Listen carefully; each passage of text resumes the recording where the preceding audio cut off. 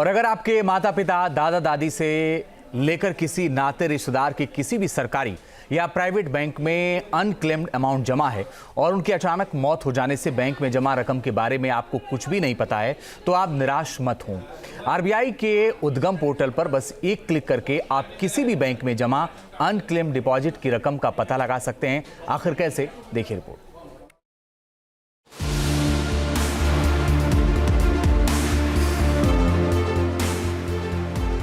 आपके parents bank में लाखों करोड़ों रुपए छोड़ तो नहीं गए हैं? बैंकों में जमा पुरखों की जमा पूंजी का मिनटों में कैसे लग सकता है पता?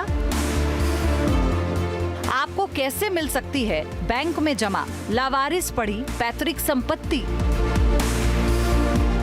आरबीआई के यूडीजीएएम पोर्टल से पता करें बैंक में जमा अनक्लेम्ड डिपॉजिट की रकम।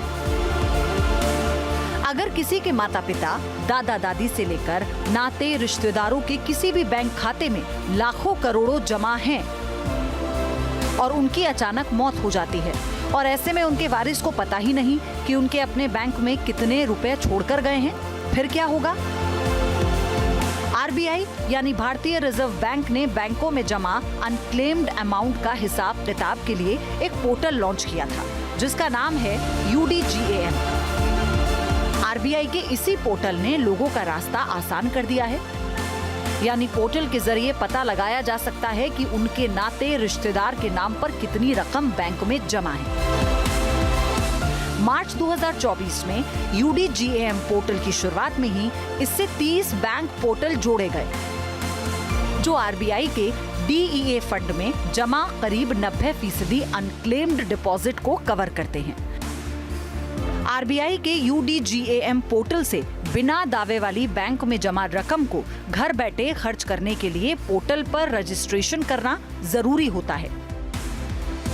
आरबीआई के यूडीजीएएम पोर्टल पर रजिस्ट्रेशन करने के लिए सबसे पहले udgam.rbi.org.in पर जाएं और अनक्लेम्ड अमाउंट वाले सेक्शन में जाकर अपना रजिस्ट्रेशन करें।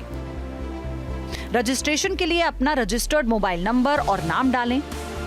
मन मुताबिक पासवर्ड सेट करने के बाद कैप्चा कोड डालें, फिर चेक बॉक्स में टिक करने के बाद नेक्स्ट पर क्लिक करें। आपके मोबाइल पर एक ओटीपी आएगा जिसे वेरीफाई करने के बाद अकाउंट होल्डर का नाम डालने को कहा जाएगा।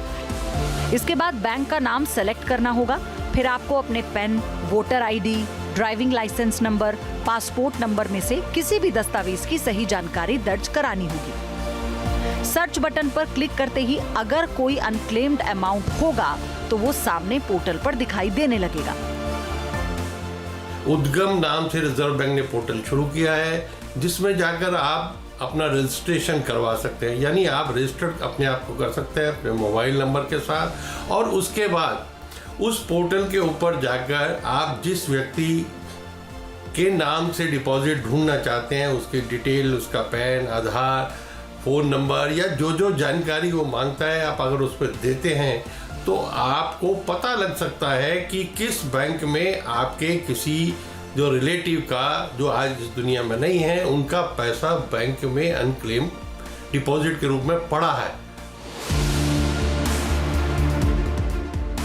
भारतीय रिजर्व बैंक के मुताबिक अनक्लेम डिपॉजिट वो राशि होती है जो बैंक में जमा होने के बावजूद उन पर अपना कोई दावा नहीं करता। हर साल आरबीआई अपनी एनुअल रिपोर्ट में बैंकों में जमा अनक्लेम डिपॉजिट का खुलासा करता है जिसका पता लगाने के लिए सभी बैंकों में सालाना आधार पर अकाउंट रिव्यू किया जाता है और ऐसे में अकाउंट का पता लगाया जाता है जिसमें बहुत लंबे वक्त से किसी तरह का कोई ट्रांजैक्शन नहीं हुआ हो। रिव्यू में ऐसे अकाउंट जिसमें बीते 10 सालों के दौरान ना तो कोई पैसे जमा किए गए हों और ना ही निकाले गए हों, इन्हें मिलने पर उस अकाउंट में जमा पूरी रकम को अनक्लेम्ड डिपॉजिट मान लिया जाता है। बैंकों में जमा अनक्लेम्ड अमाउंट को आरबीआई के depositor education and awareness fund का हिस्सा मान लिया जाता है। आपके गार्डियंस आपके लिए कुछ पैसा छोड़ गए हैं, यानी उन्होंने कुछ बैंकों में पैसा जमा किया था लेकिन आपको उन्होंने बताया नहीं और आपको लगता है कि उनके नाम से कोई एफडी, कोई अकाउंट बैंक में होगा। तो ऐसे बहुत सारे जो अकाउंट्स हैं, जो बहुत सारा पैसा है वो बैंकों में पड़ा है अनक्लेम डिपॉजिट के नाम से लगभग 72,000 करोड़ रुपया इस प्रकार से रिजर्व बैंक के पास पहुंचा है, जो कि 10 साल तक अगर कोई पैसा क्लेम नहीं करता तो वो पैसा रिजर्व बैंक में चला जाता है। बैंक में जमा अनक्लेम्ड अमाउंट का पता चलने के बाद आप कानूनी उत्तराधिकारी बनकर संबंधित बैंक से संपर्क कर जमा रकम पर दावा ठोक सकते हैं। आरबीआई की गाइडलाइंस के तहत बैंक में जमा लावारिस पूंजी को हासिल कर सकते हैं। Team news nation. News nation अब व्हाट्सएप पर खबरों के ताजा अपडेट के लिए न्यूज़ नेशन के इस क्यूआर कोड को स्कैन करें।